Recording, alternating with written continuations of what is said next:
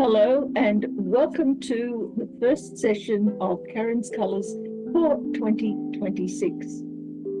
This is going to be one of those monthly colour forecasts, but before embarking on a reading for January 2026, I'd like to remind us all that this is a traditional time to review the past year before setting out our goals and resolutions for the upcoming year.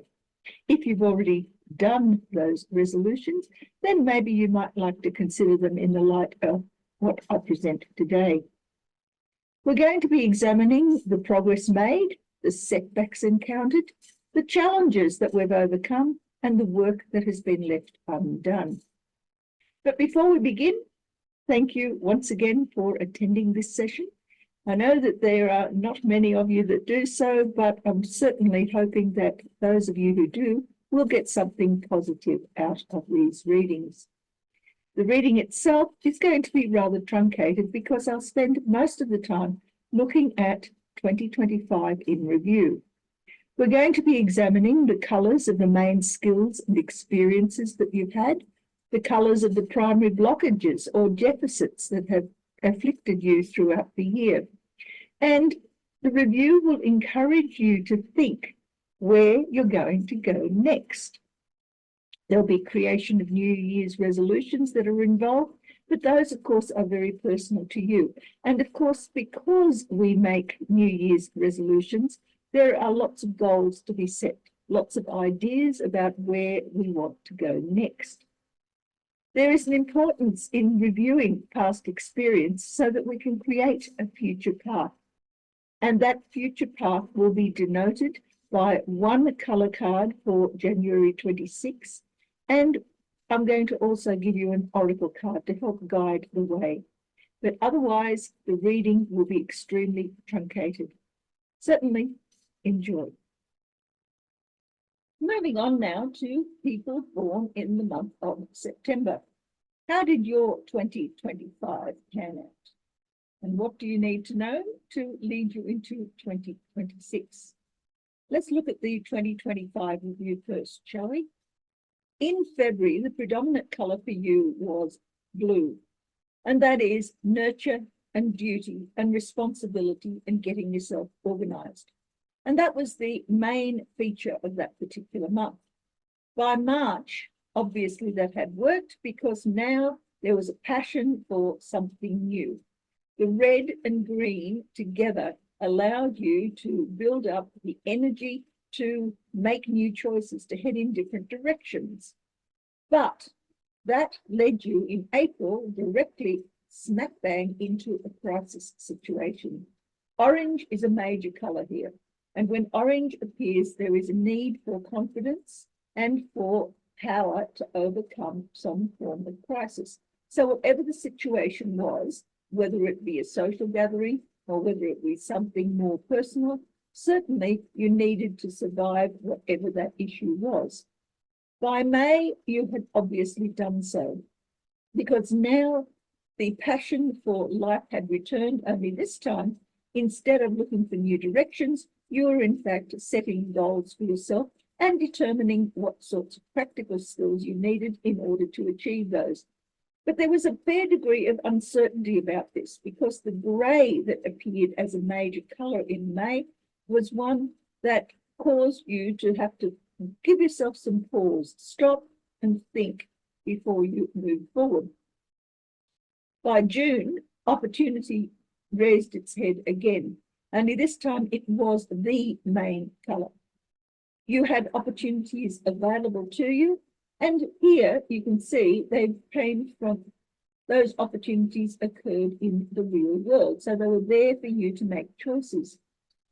By July, however, it was back to having to reorganize yourself, to give yourself that order and responsibility and just make life secure again. By August, that had been disrupted. Whatever it was that you had organized and settled down now became something that either created a great deal of fun for you or was a bit of a drama and you had to fix things.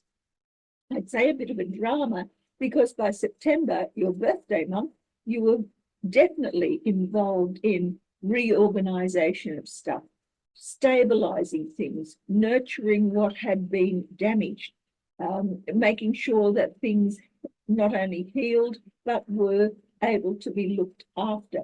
You were doing your duty to restabilize yourself.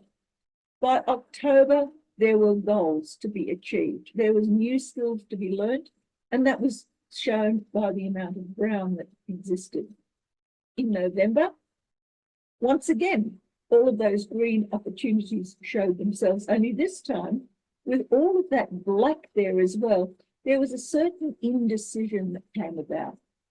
You weren't really sure that the opportunities were as wonderful as they appeared, and so you were gathering into yourself, keeping quiet, keeping things secret, not allowing yourself or the world to know just what you were going to choose. But by December, there was a confidence to confront whatever the issues were that arose from those opportunities, and there you were, courageous and confident and ready to face the world again. So the three colours that predominated your readings for 2025 were green and blue in equal measure, followed closely by brown. Green was all about opportunities and growth and developing values.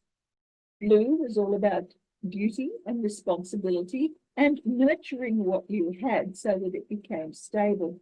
And brown was all about your goals, your practical skills, and being grounded in the things that you were doing. So what then did the problems that you were dealing with, the issues and the obstacles that you were dealing with, have to say about the year? Well, here in February, you had 5 colours that were missing, and that was your baseline for the year. By March, that had consolidated into 3 colours that were predominating: black, purple, and cyan. Cyan is all about peace and harmony, but it's also about boredom. So there was an issue here that was arising of you're not feeling comfortable with what you were experiencing. By April, the black, the feeling of being left behind, having to be depressed, not enjoying life, was all gone. And instead, you simply were left with the purple and cyan, disruptive change and being bored. May saw more boredom, as there was also in June and in July, only this time the purple had gone to its opposite colour, that was yellow. And you suddenly found yourself interested or wanting to learn something new. Or maybe you just simply remembered how this had gone last time you were in a similar situation. For the remainder of the year, one colour predominated, and that was cyan. August, September, October, November, and December. All of them quiet, boring, uninteresting, lacking in energy, lacking in any sort of drive to move forward. So when we look at the colours in general that appeared most throughout the year as your issues, we have 2. Cyan, which of course occurred extremely often, in fact in every single month, and pink, which occurred 8 times as well. Cyan was all about relationships, with peace, with stagnation, with boredom, with making connections, and also with intuition and creating friendships. Those were all issues for you, either problematic insofar as you couldn't make them, or that those friendships were causing you some sort of grief in other ways. The pink, on the other hand, was all about surrender and vulnerability. You didn't have the energy to say no. You simply found yourself constantly having to rely on the good graces of someone else in order to move forward. Compassion and caring and love and neediness were all issues that you had to face, but issues that you didn't want to face. So altogether, in summary for the entire year, you had lots of choices which involved the organization of your ambitions, but these were thwarted by an inability to develop relationships or connections with people that were going to help you, and to overcome low energy. You just didn't feel up to it. So therefore, very easily done. Not moving very much throughout the year has actually left you with the state of either being at peace or completely discontented with your life. It all depends on how you view it. So for 2025, let's examine the Soul's Journey Oracle as well. This one comes from James Van Praag, and this oracle involves a number of affirmations, little meditations that you can make that will enable you to come to some sort of direction, some sort of conclusion to think about as you are traveling through the year.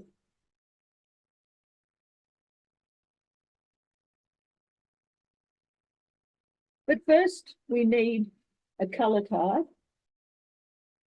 to give us some guidance as to where to start. A color card for people born in September for the beginning of 2026. And what we have here is black on black. It's time to stop whatever it is you've been doing, to turn inward, to connect with the energy of your own psychic self, and from there to develop a new spiritual pathway. You're a lost soul at the moment. You don't know whether you're coming or going. You're keeping secrets, and that's okay. Keeping secrets is fine, provided you're not hiding them from yourself. Let's just see what the oracle has to offer us to go with this. Now that's interesting. What it says here is love. I commit to the practice of seeing the good in all things. That's a very difficult choice when the color that you are guiding yourself through is black. Black sees the worst in everything. So in order to overcome this, you need to commit to seeing the good in everything. No more doom and gloom. No more pulling yourself away from others, from experiences as well as relationships. No more closing yourself off and feeling sorry for yourself. No more being the victim. Start to see what is good in your life.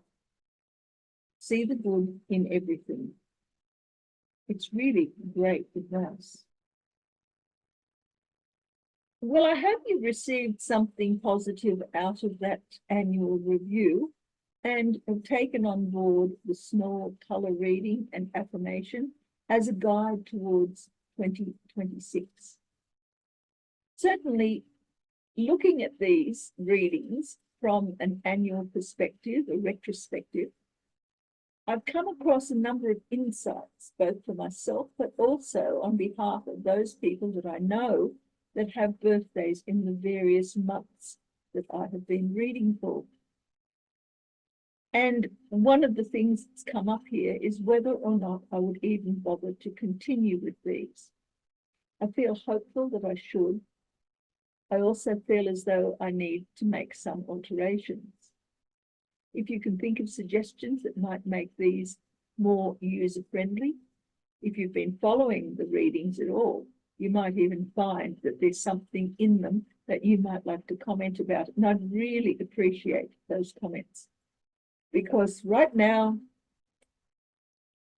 I'm in a dilemma. Which is why I haven't actually done a full reading for every month, for every birthday month for January. It all depends on the results of this reading as to whether or not I continue. I have a lot to contemplate. My black is quite prominent too. Anyway, if you're new here and you haven't actually seen these before, you might think they're a bit confusing. That's part and parcel of the colour reading. It's something that most people will never have experienced. So I wish you all the best for 2026, and hopefully we'll meet again for more colour readings. If not, plenty of other things I can talk about that have to do with colour. Until next time, bye.